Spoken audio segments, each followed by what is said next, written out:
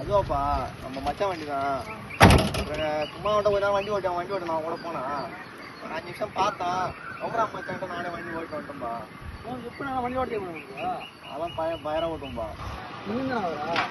அதான்ப்பா கேரளால இருந்தாப்பா.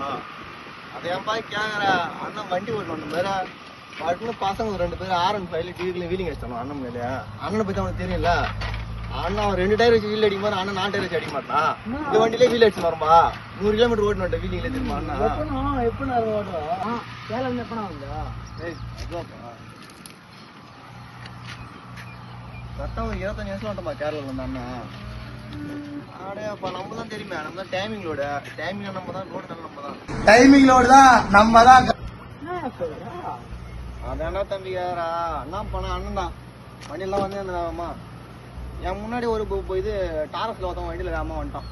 சரி நான் ஏறி போட்டேன், அண்ணன் வழி விட்டான். அவன் என்ன பண்ணான், கிளீனர் அண்ணன் எட்டி பார்த்து மோசிட்டான். நம்ம அண்ணனை பத்தி தெரியுமா, பயமா போக ஆரம்பிச்சேன். பட்டுன்னு என்ன பண்ணா அப்படியே வண்டியில போயின அந்த டோரை தண்ணா எட்டி வச்ச மாரி அப்படியே வண்டி கவுந்துட்டான்டா.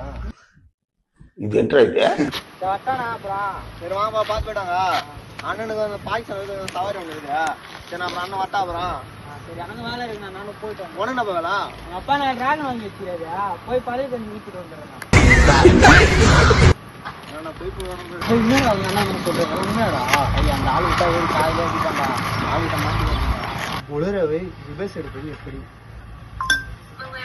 अरे नहीं अब्बा